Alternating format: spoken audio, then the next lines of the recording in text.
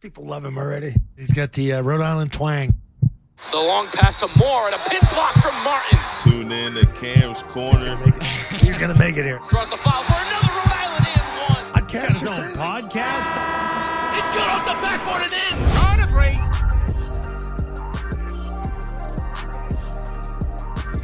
And we are back, guys. Welcome back to another episode of Cam's Corner. We're on the way to 100, trying to reach that capstone by the end of the year. So thank you guys for tuning in.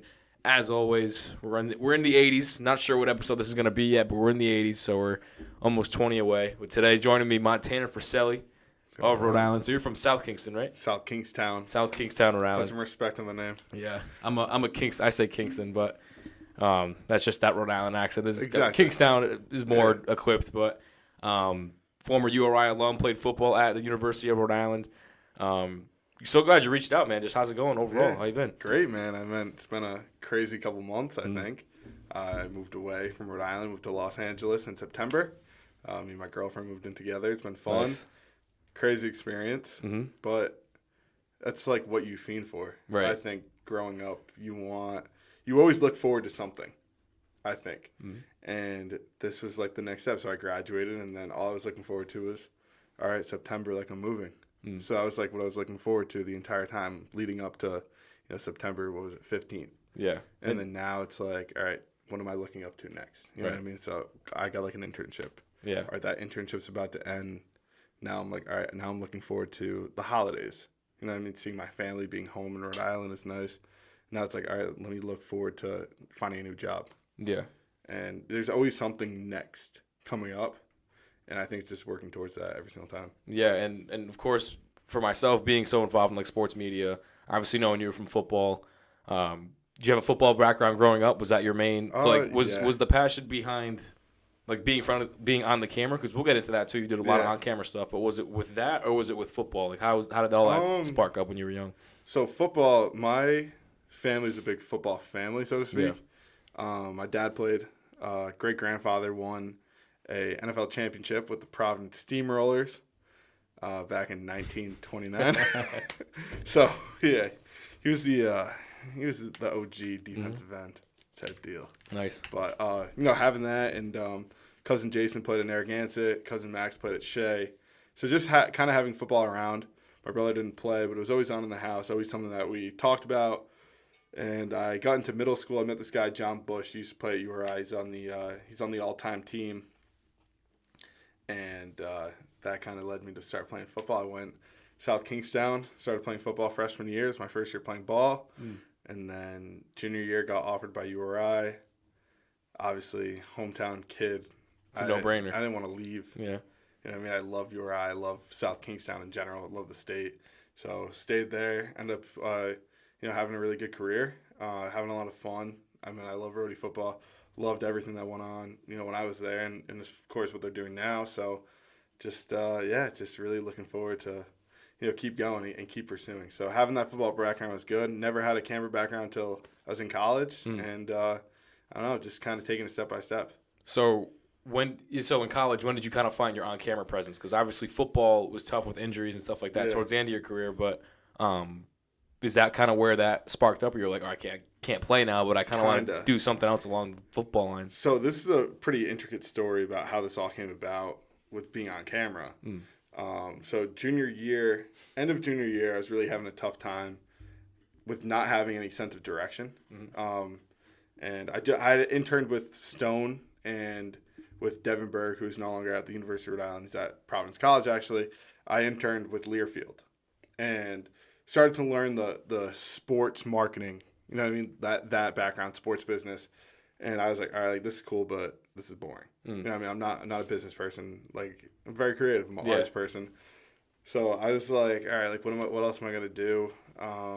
Didn't really have an internship or anything else. Didn't love football. Went through a really tough time that January, February with football. So ended up doing, workouts, everything. It was coming right up to spring ball. Went up to, Coach Wheeler's office, Coach Steph Wheeler, who's my O-line coach, told him I quit. And wow. This was junior year, you said? This is junior year. Okay. Told him I quit. And I don't think I really told anybody this story before. Told him I quit. He, looked at me, wide-eyed. And he was like, what? Coach Flanagan came in, Mike Flanagan. He was like, we got to bring you down the hall to coach. And whatever, sat in the meeting, Coach Fleming, Coach Wheeler, Coach Flanagan.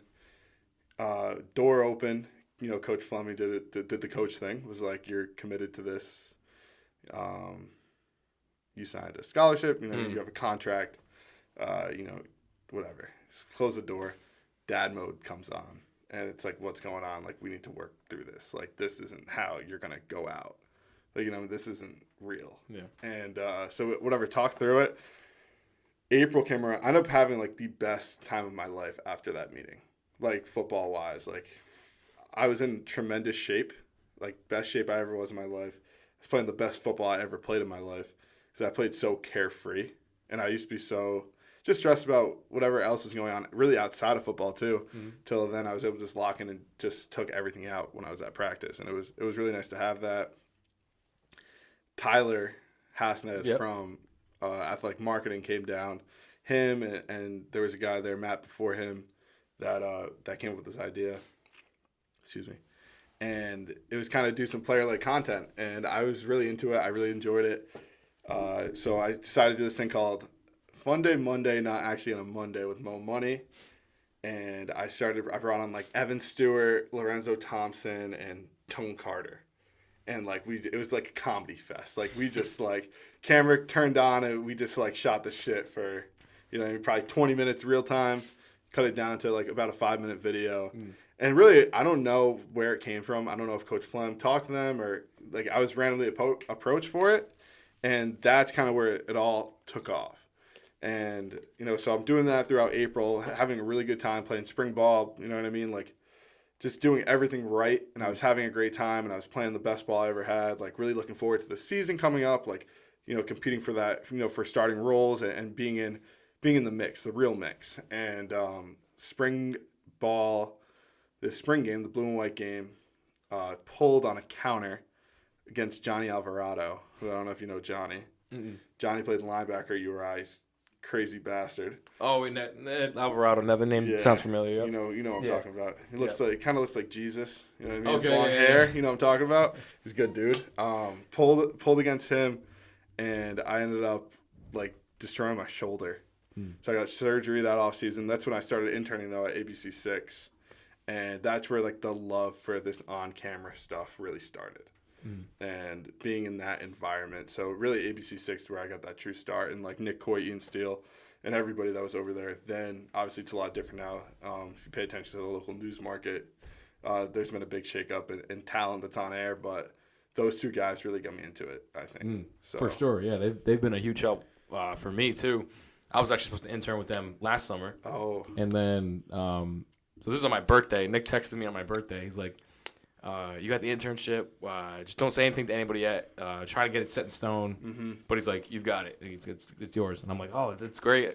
I was with my parents. I told my parents. But then, like, and this is when I'm doing the documentary for Coach Dan. So this is all in the midst of that. And I'm like, oh, the premiere's in a few weeks. We're going to celebrate. Like, I was almost done making everything. Yeah. I just put the trailer out with, like great numbers. And then he's like, something like the budget or something. Like, they just couldn't have interns. So they were like, I'm going to put a word in for you with Maury. I know you've talked to Maury at Channel 12, and we're gonna try to get that going, but nothing's definite. And I'm like, hey, I don't have a summer internship. But I was doing this. This is while I'm editing the documentary. So I was like, there's always a reason for everything that happens. So I'm just gonna keep doing this, put my head down, keep grinding.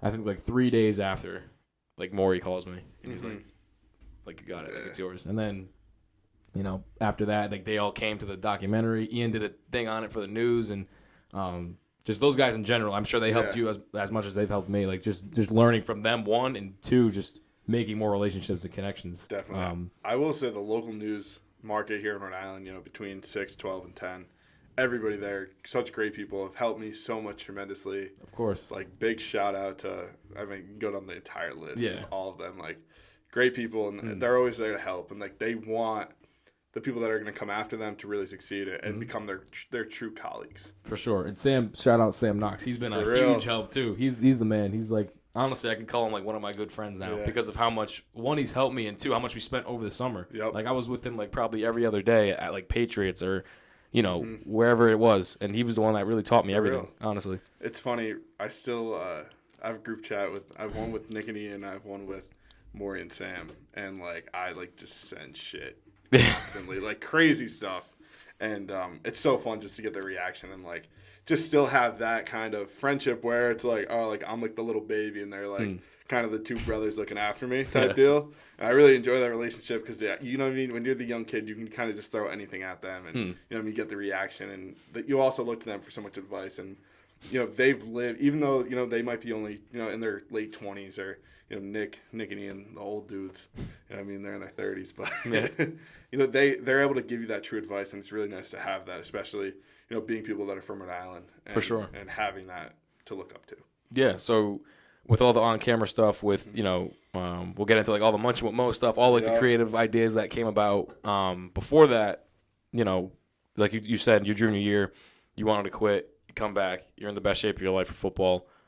You continue to play. Of course, the injury, everything kind of, like, put that all to a halt. Yep. But if you look at your whole roadie football career as a whole, what was, like, your most memorable moment? I love asking people that. Your most memorable roadie football moment. Big Governor's Cup game fan, obviously, growing up, of course, watching it. I will say, we pancaked, his name is Justin. I don't remember his last name. We played on Brown's Brown D lineman. Me and Adam McKenna pancaked him, like, 12 yards downfield in the 2021 game. And I just remember getting up and, like, me and McKenna just knocking helmets. Like, the two Jewish kids, like, we just came up. We were like, shalom, baby. Like, just knocked helmets. We were super excited. And, like, just having that moment together was really awesome. And I think that, but also, like, every day at practice. You know what I mean? Having those relationships every day in the locker room, like me. My locker buddy was Omar Reyes to my left. To my right was JT Gibbons. So me and JT went to high school together. He didn't play football. He played soccer.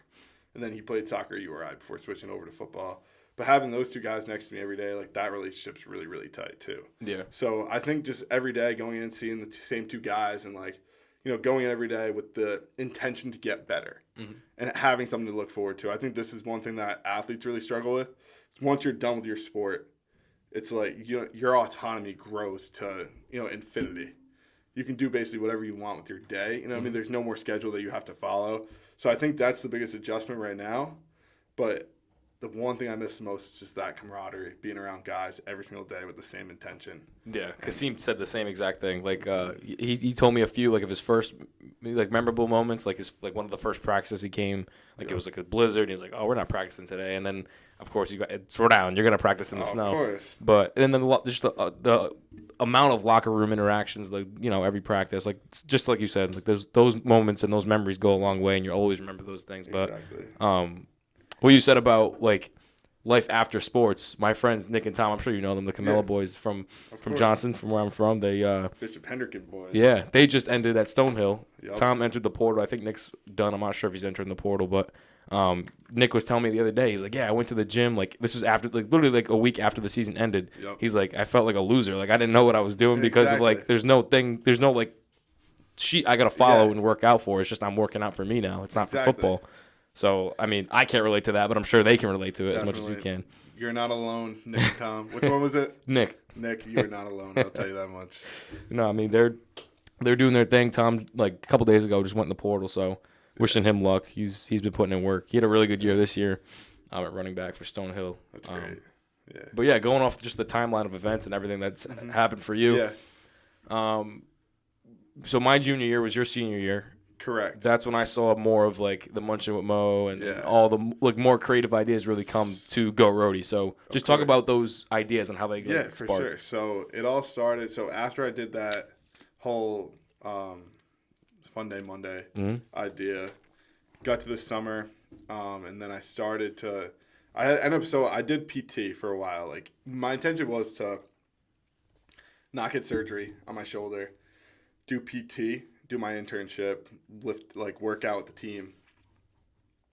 And then it was, I think in July, like end of July, talking to my physical therapist, our team PT was Mark Murphy. Excuse me. Sorry. I don't know what I ate before this, but I'm really assy right now. Assy. That's a little messed up. Anyway. But I was talking to Mark Murphy, and, like, we were like, all right, like, you've plateaued, like, you're not going to get any better. And, we did some tests, and, you go through different strength tests. You have to be in certain ranges for certain movements. So it's like pulling like anterior, exterior, up and down, whatever different movements that there were. And like, obviously my levels were not where they should be. So called the surgeon, did the surgery, started the recovery process. And that's kind of when I knew that, like, all right, like, football is done for me. Mm-hmm. Like, this is over. And I went to Tyler, and I was like, all right, like, I'm doing this internship with Nick and Ian. So I was in Providence, like, every day. And then on top of that, I started doing videos with Tyler almost every day. Started doing position previews. And that was, like, the first time where I was like, all right, like, let's start to get creative. Like, how can I do this a little differently or whatever?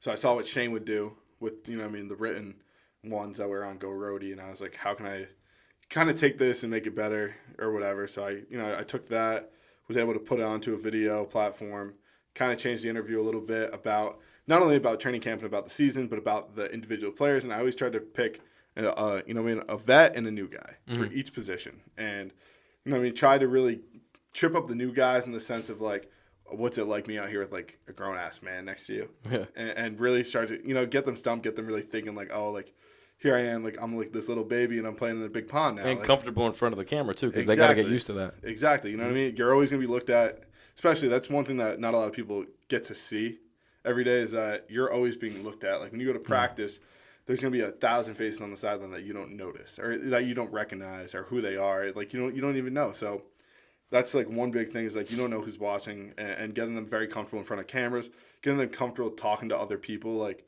obviously I was very comfortable with the older guys, but the younger dudes, like, they only knew me by being an older kid. You know what I mean? I wasn't playing. You know what I mean? I'm hurt. I'm on the sideline. So, yeah, I'm in the weight room with them or, yeah, I'm on the sideline, like, helping during practice, doing whatever I can, but I'm not able to do, the drills with them. And I'm not in there, in the grunt of it with them, so they're not going to know me on that level. So really getting them prepared. And we got into the season, and the position previews ended, and I just remember, like, kind of feeling really stumped, like, what's next? So Tyler and I, like, started throwing around ideas, and I was like, all right, like, what can I really do? So I was like, all right, like, I could each week – originally, it wasn't going to be called Munch Will Know. My original idea was to take different aspects of Roadie game day for football and do a segment on it for each home game. So, like, for one of them, I wanted to do, like, the cannon in the end zone. For another one, I wanted to do tailgates. For another one, I wanted to do, like, equipment and, like, game, like, the behind-the-scenes look at it. And then, like, for another one, I wanted to do kind of like a player's look at it and go through kind of that whole segment of, like, all right, what's it like for a player from arrival to the time that he leaves the game. And the first thing I did was the food one, Munching with Mo. And it came to life, and, like, I was like, all right, like, I had to walk around and just eat. Eat. Like, there's nothing. I'm this fat ass kid. Like, let's do this. So started doing that, and it really took off. Became a really good favorite for a lot of the families that would come and the fans that would come each week. So being around them every week and really being able to install my personality onto the Roadie football culture in the way that the media can see it, and different people can get a look at what the real Roadie game day tailgating experience is like, and getting how do I say this? Being able to look at the different personalities that actually cheer on our team. Yep. Because lifelong Rhode Islanders, people from across the country, everybody's here at this game in Kingstown, Rhode Island. Like, that's pretty crazy to think about, when you really break down how small it is. And being able to be a part of that was amazing. And, shout out to Tyler, obviously. For helping, me and him really got close, especially that entire year. Like, Tyler became, still is one of my best friends and someone that I talk to all the time. That's great, yeah. And he's like, this year in particular, like, I was like the digital correspondent, like the Go Roadie guy, like what a Neocon did. Shout out to Neocon. He's doing great things too. For real. We had a nice FaceTime the other day, I won't lie. Yeah? Yeah, I think that was, what was that, like 2 weeks ago?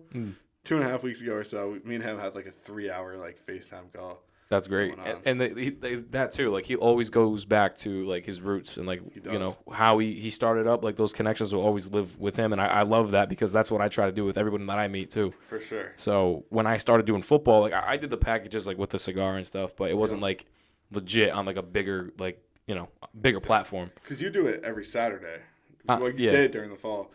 So my girlfriend and I would watch it every Saturday. Your recap. Oh, yeah? I would force her to watch your recap. Yeah. Like, What'd you think? Oh, great. Good. Kidding me? Yeah. No, I Buddy, tried. you're young, dumb, and in love, boy. You got a passion. And Of course. I think, you know what I mean?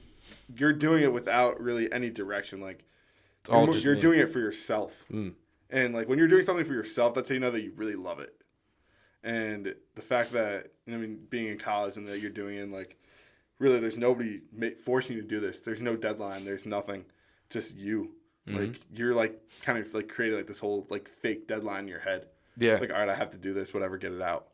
Boom. Exactly. Now That's it's- exactly what my mindset was. Because, like, it was, like, either, you know, do the game, go home right after the game, and be able to relax, or it's, like, be the first one to put this out, like, literally an hour after the game. Exactly. So, like, I would go film, like, the whole game, go to the press conference afterwards, chop everything up, do my stand-ups, put it all together in, like, literally, like, an hour and a half. And it was out, like, an hour after the press conference. Yeah. And it's, like, you know, that goes a long way when, you know, maybe not in that moment. And, like, obviously in the grand scheme of things, when people see the packages, like, they don't know the time frame of it. But Exactly. I want to be the first one to put that out. Because then Yeah. Rhodey Football retweets it with 30,000 followers, and they're like, who's this kid? It's a little different. It makes you grow a lot. And Yeah. it feels a lot different, too, when you're, you know what I mean, just doing it for yourself. And, like, there's a real reality on the other side of it of, like, all right, like, let me be the first. Like, let me really challenge myself. Let me see what's actually out there for me to do. And like, how can I do this? Like, all right, like, I see, you know what I mean, Sam do it on Channel 12 every Saturday. Like, why can't I do it? Like, shit. Yeah. Like, Is that you know what, I is mean? that something you would want to do? Like, sports anchor? Not necessarily. I thought, like, another thing, like, before we went on air, obviously, we started talking about how you know, if you ask my mother, like, what I wanted to be growing up, I had, like, a different answer each day. And, like, yeah, that was definitely part of it. Like, when I was at ABC6, especially that summer, like, all I wanted to do. Eye-opening, yeah. Yeah, like, all I wanted to do is, like, oh, my God, like, I want to be a news anchor in Providence. Like, oh, my God, like, this is great. Yeah. Like, you know what I mean? Then I'm like, all right, do I really want to do this? And I was like, passion's not into it. You know what I mean? Heart's not really into it. All right, let's move on. So, was able to do that. So I guess continue on the storyline. Internships end. Munching with Mo does that entire fall. Like, that's all I did during the fall. I'm like, sitting there, how can I make this better? You know what I mean? Like what can I do? Yeah. And I was sitting there, became really good friends with Dolly Cairns. Yep. Played Women's for women's basketball, yep. And I ended up shooting a Munching with Mo with her. The video went really well. I actually just finished watching that. I mean, I saw it at the time, but I just pulled now. it back up, yeah. And so the entire story of how that went down is crazy. So Tyler and I came up with the idea, like, all right, this is really good. Like, our numbers are really well on the socials. Like, how can we keep this going? How can we change it? Like, I did football. Like, in my mind, like, football was done for me. Like, I wanted to really draw a line in the sand, especially to, you know what I mean, kind of move on from that.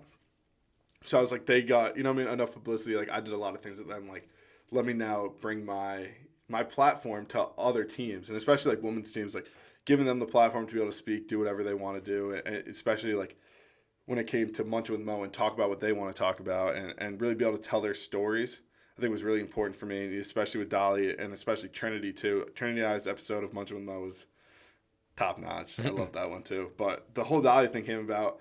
I messaged her. We got it popping. Like, Michaela Benford helped out a little bit. Got Dolly's number. We started shooting it. And we went up to Albie's place. This is when I learned about sponsorships and, like, really understood about how money flows in college athletics. And they don't sponsor our athletic department. Therefore, we did not get paid.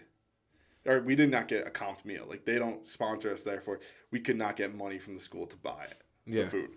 So Dolly was like, yo, like, whatever, like, our scholarship covers, like, whatever, we get the money on the scholarship.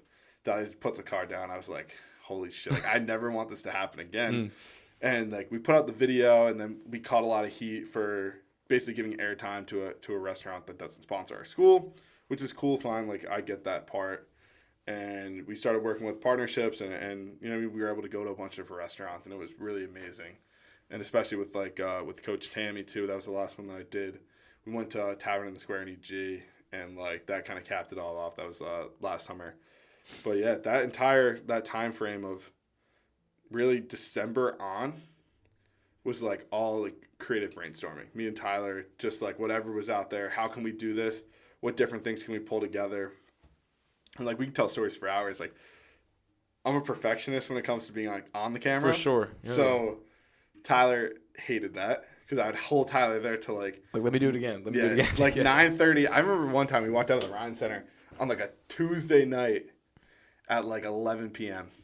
and like take after take. Just doing it and like just doing it and like doing different stuff, trying different things and like shooting for 4 hours for this 5-minute or 6-minute reel basically. And really Tyler and I some really good stories. I remember one day Tyler and I got into a fight when we were filming one of the fresh takes, and I like said something along the lines. I was like, "Stop bitching! Like I'm sorry, like I get it, but we gotta do this." And he was like, "Fuck yeah!" Like you're right. Sorry, you can bleep that out. I don't know if they're swearing on it. Is this made for like PBS or something? No, I mean no. We're family friendly, but it doesn't matter. It's okay. We'll put a little bloop over the top. But yeah, that was probably the best night of Tyler and I's life, like working together. It was like getting into that little argument and like being there so late and trying different ideas for fresh takes. And you know what I mean? Obviously, we were talking about that before about how we did it and like having that platform, having Tyler there, I think, you know, obviously helped it a lot because it wasn't just me shooting it. Like having the true creative behind the camera to really help capture what I was doing in front of the camera and the different ideas that we'd go through. We would kind of just sit there and write. So we did like hype videos too all fall. So I would write all the hype videos that we did for Rhodey football. And like I would kind of pass the idea to Tyler. Like I would get all the talent together, talk to James, get the uniforms that we were going to be wearing, and try to like really illuminate, first of all, like taking the equipment room and like what they do and how well that, you know, they keep us stressed, and then take it, the talent, like specific talent that really made sense for that week, and like writing a script or writing something that would help us tell a story about who we were playing. So like my favorite one was against Brown.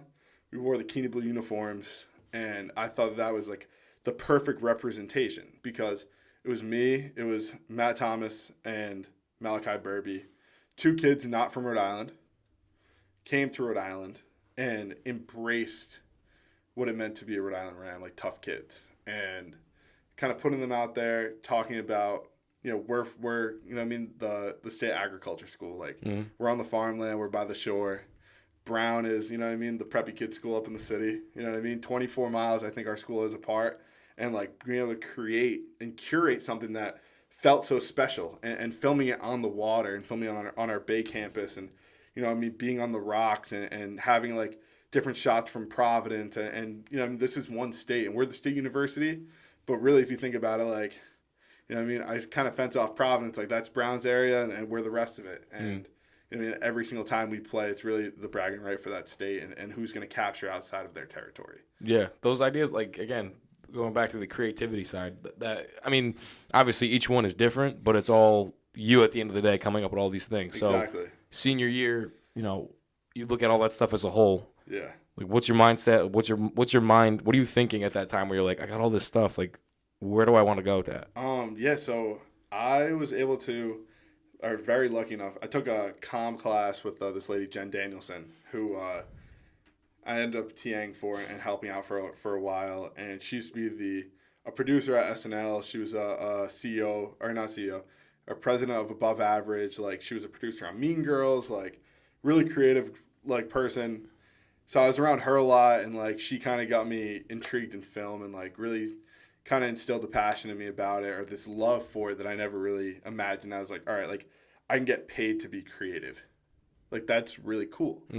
And so being around her all the time, she, you know, kind of told me her story and shared a lot of her experiences with me. And I was like, all right, like, I don't have anything to do right now. Like, I can basically do whatever I want. And I kind of started to project all of my ideas onto her and show her all of my videos. And she was, you know, very, very nice to me. And you know, I'm speaking in her class tomorrow at URI. So she started to connect me with a bunch of different people. And, like, after every single class, when a guest speaker would come in, she would take me out to dinner with them. So I was able to start building relationships. And, you know, eventually when you have people that, you know what I mean, are sitcom writers on NBC come in, and when you have people that are, you know, president of marketing or president of content creation at different media companies come in and they're having, they're basically the ones that are in charge of creating stuff to go out to the world for hundreds of millions of views. We're not talking, 15, 20, 50,000, 100,000 views on a video. We're talking millions of views on a video. So building that relationship, it really is what propelled me to all right, let's start shooting for the stars here. Let's see what I'm made of. And my brother, super successful audio engineer, South Kingstown kid, obviously, moved to Atlanta, is a 6-time nominated Grammy engineer. Wow. I think he's won 4. So just my guy. Yeah, that's Look incredible. up to him still to this day, everything I do. And really just trying to emulate what he did and what he's doing in my own way. And, I don't know where it's going, but I know, I see what he's done and just, how proud our family is of him and his friends are of him and how much they supported him. That's really what my driving factor is. And, having this idea, having this special knack and ability and talent and being able to just start shooting for the stars. He didn't know what he was doing when he's 13, 14 years old, trying to make, rap songs in the basement. Here's this, this white kid from South Kingstown trying to rap in the basement. But, little did you know that 15 years later, he's going to be in the studio with Childish Gambino or Usher, different artists that he's worked with and different credits that he has. And, it comes a long way. You have to really be in it for a while for you to start to see strides and figure out. He learned at a young age that this is what he really wanted to do. And he stuck with it. When you get, that first toy, he got a thing called an M-Box. I see what you have right now. Exactly. That was his first mixer when he's 13 years old, rapping on a computer mic in his bedroom. And literally, yeah. We transformed the basement into a studio. Then, he went off to school and, started interning at different studios in Atlanta. And then, he became an engineer and his career has taken off and, he's doing amazing things. So really having him and just seeing that and having Jen really just started to propel me to this idea to, all right, let's pick up and move to California. Yeah. So the internship now is it's called the Golden Studios, right? The Gold Studio. So that internship is about to end. But yeah, this guy, I found it online basically, had a bunch of connections in LA. Obviously the strike was going on, so it was really hard to land something. And I will say this, very nice lady that I met out there through a connection. She sent my resume over to a big management company. Got called in. This man interviewed me. I'm not going to say names. This guy interviewed me. I thought it went really well. I didn't hear from them for a week and a half, 2 weeks. And I emailed them back. I was heading to Seattle with my girlfriend. We were going up to see AJ Cornelius play when they played Washington. So get an email back from this guy. So I asked him. He was like, "Oh, sorry, whatever. We filled the position. Thanks for coming in." I'm like, "All right, thank you. Can I have some feedback? Just how can I get better?" And he sends me this whole list of things of and this is what really made me think about where am I heading with this. He was like, "Yeah, whatever, you're a great guy," basically, and started to name off these things do you really love watching? Do you watch these contemporary films? Do you do you know these directors and their styles? Do you know these actors and their styles? Do you know who's managed by who? Do you know who certain agents are? These are the things that you really need to know. So if you love it, either you're gonna learn it, or you can kiss this industry goodbye. And that's where I was all right, it's time to lock in and make this decision where, all right, now my natural talent is not going to carry me any longer. It's it's time to really gauge in on what I want to do. So then I started to start doing creative writing and I ended up getting this internship. Sorry, this is a long story. No, it's perfect. Long-winded. It goes right down the line. Yeah. So I get the internship while I'm in Seattle with Eddie Gold, and it's a talent production studio. Basically, a lot of social media stars. They also did Love Island. They put a lot of people on Netflix shows, put a lot of people on Hulu.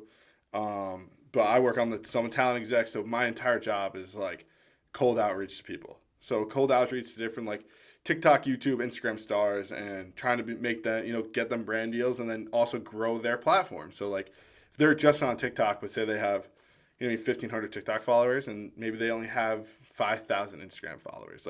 How can we bump up that Instagram, but then also bring them to YouTube and have them start making long form content? Because in all honesty, the money is in long form content And especially when you start to see like Netflix or different people, like different streaming and studio platforms pull for people for television, they're going to look for the long form YouTubers. They're going to look for even the most popular TikTokers, or the people that are on multiple platforms and really have a true following. So I was able, really lucky that Eddie gave me that shot. And like the first week was really tough. Like I was not getting any responses from anybody. Like didn't know what I was doing. Like I was like really, kind of dumbfounded in a way of like how am I supposed to get these people to answer to me? And then I'm like, all right, like I really need to figure it out. So I asked Eddie, like, hey, can I use the company Instagram? Like, can I start getting on these company accounts to start to do outreach? He said yes. And then it totally flipped the script on everything. And like I was, able to bring in, 8 to 10 talent a week basically into the studio, which is really amazing. And having those relationships now have been great. And like this is going to end. And, I'm really looking forward to what the next steps are, and like obviously in the applications and interview process currently, but having that experience and having that end, right around the holiday time, it's a good, break point. And now really figuring out, all right, what direction do I want to go in? I just got a taste of something.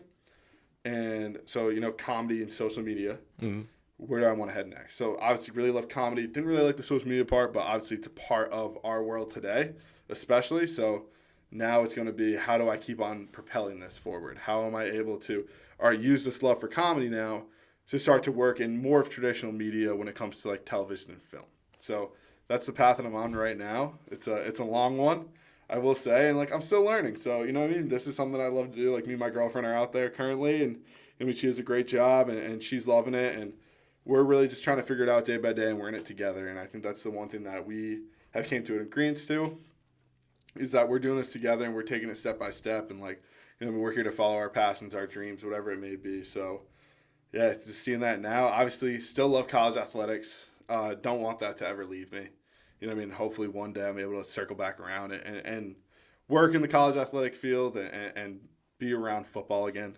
I'm feeling that void, I think, now, especially that like Thanksgiving pass, like being in town, watching like high school Thanksgiving Day game, like getting that feel of like, all right, like you're no longer going to be able to put on a helmet again. Like, It's really over. So I think trying to, fill that void somewhere in my life. And I hope that, obviously that this career path will allow me to circle back around and be in college athletics again too.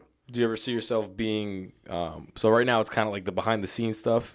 You're kind of working towards helping build people's profiles, build people's content. Do you ever see yourself being the face of something? I don't necessarily want to think on camera too much. I'm not an actor. I'm not a comedian, so to speak. Like, I think I have really funny ideas and good ideas that need to be built on. I don't think I'm the person to portray them really. And I think that being on a football team really helped that, because I'm able to take a bunch of different walks of life and like develop comedy from that, and seeing the interaction between kids from different neighborhoods, different ethnic groups, different religions, all being in this locker room together and like joking on one another and being around one another. And they're not, being brothers, like where, you get into fights. Yeah, you laugh. Yeah, you love. Yeah, you cry. And I'm able to basically pull all these stories. And now I have a platform or a way to start to create shows, create documentaries, create movies of like these different stories or instances that happen, and, build a storyline.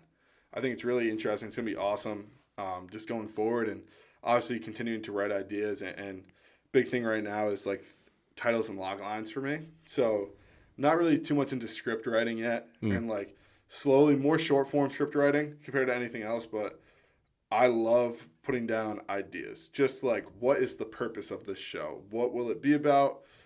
Who will be in it? Or like, who are these characters? What's their life like? So big setting person, big theme person, the who, what, where, when, why, and how. That's, it's a basic, English school or like grade school English concept, but just being able to carry that and put ideas out there, that's what I really want to do right now. And like, not saying that I want to do this forever, but if my life continues on this trajectory, like this is what I'd love to do. For sure. And you have all this experience, covered roadie football. We covered how that kind of transcended into what you do now. Exactly. Tomorrow you're going to be speaking at Rhode Island. This will probably be out a little bit after that, but just, I guess, to cap everything off, and before you speak tomorrow, kind of prep you for that. What's your message to the kids that want to do what you want to do, or like you kind of said, like might not even know what they want to do yet, but have a sense of what direction they kind of want to take it. Exactly. Put your hand into as many cookie jars as possible and start stealing. Like, that's what you need to do. I think I was really lucky to have an older brother to kind of help guide the way for me. And I was, I'm easily influenced. So it was very easy for me to just start putting my hand into different things and figuring it out. But that's the only way you start to get a taste of what different avenues are, is when you start to, stealing cookies and taking bites and, does this taste good? No. Like, fuck that. Throw it away. Does this one taste great? Yeah, let me grab another one. So I think that's the biggest thing. Try everything out. You can try everything one time. And then you just keep going. So, you know what I mean? That's my biggest message. Just picking something from everything. Like, I say the same thing. Like, learning from – I say it all the time whenever I speak in front of people. Like, I've spoken at Hendrick and I've spoken at Johnston back at my old school. Yep. Be a student. Panthers, baby. Yeah, you got to be a student in every aspect. Exactly. You know what I mean? Like, be a sponge to literally, like, if you even think you're at the top or you might be the best in your class, like, sure, but there's always somebody else that you can learn from. So just always seeing that and knowing that and being aware of that, I think that's how you'll one day be the best. You always have to be a student. You always have to keep learning. Mm-hmm. I always think my grandfather, the worst academic student in the world, the best hustler I think there's ever has been to live. I mean, that's you have to hustle. That's a guy that he's my biggest inspiration in life in general. Like, didn't graduate high school, created a beautiful big family, was very successful when it came to entrepreneurship and real estate, and had 3 best friends. And I think the Joey Diaz line where it's like, you don't need a whole army, you only need 3 motherfuckers. Yeah, that's it. Mm-hmm. So I look at him in every aspect, and I want to try to emulate that in my own way, but always having him, knowing he's looking down on me and guiding me, and having all of what he did to look back on and really influence my life. So love that guy, Myron Gutton, great dude, and yeah, man. I mean, we kind of went down again. We went down the timeline of everything. Got your mindset and figured out, how everything came to be. Exactly. Is there anything you want to cap off on? Well, first of all, the $1 million question I asked everybody. Okay. What'd you think of Cam's Corner? I think of Cam's Corner, dude. Let me tell you, this is a tight corner. Being a big guy, It's a little tight in this corner. No, I love this, dude. I mean, I'm pulling up. I won't lie. When I was pulling up and down the street, I was like, I feel like I was entering like the Truman Show. I don't know if you ever watched the Truman Show. No. It's a movie. It's a Jim Carrey movie. One of the best movies ever. That I remember I watched it the first time I was in school, actually. Then I watched it recently. Basically, it's like the entire world watches one reality show. It's not reality, but you watch this one guy, and it's all this huge studio. Basically, it's this simulated world, and like I watched one of your neighbors was like out walking the dog, and I was like, that dude probably fucking does that all day. Like, I don't know, I just felt that way, like rolling in here. But obviously, beautiful home. Didn't get to meet your folks. I don't know if they're home, but obviously hope to meet them. Met the dog, Kobe. Yeah. What a real dog. Hell yeah, man. Everyone always gets the Kobe welcome whenever they come in the studio. Have to, bro. So, yeah, beautiful, great setup. And, like, obviously it's just great to see, a colleague, doing what they love to do, having a setup like this. A lot of fucking New York shit, though. I don't know what's up with that. Yeah. Well, born and raised a New York fan. I'm a Giants fan, but basketball is, like, my passion. Yeah. Grew into the Knicks. But, I mean, with Joe now, with Boston, I gotta root for the Celtics. You have to. Yeah, have to. Come on. I'm loving this right now. The fact that you got Ed Lee behind you, and then a Saquon Barkley. Yeah, we never put that episode out. I put some clips out here and there, but when Ed came, I was like, man, I got to get like something to. Exactly. This is one of like one of my favorite interviews, one of my biggest interviews too, and this was at the time when I was there like at practices when he was there, and I'm like, this is insane to see like somebody that I got close with, and now he's pursuing his dream in the NFL with his favorite team. Exactly. So I was like, Ed, sign this shit. Like, let's put this in the studio, man. For real. Love Ed, man. I love looking at that picture. He's a beast. Like, that is so sick. I was one of the first ones he signed, and then a couple other practices went by, and then he started signing more behind all the big-name guys. Like, I saw Vermondre literally sign somebody's arm in front of me, and he was like, that was the first ever signed tattoo I've ever done. And Ed's like, I want to do that one day too. So it's just cool. Like you said, it's cool to see everybody from the Ocean State. Ed's not from here, but playing for Rhode Island and transcending into something even bigger. So one big thing, I know this is off topic, but everybody that I feel like that comes to Rhode Island and stays the entire time becomes a Rhode Islander.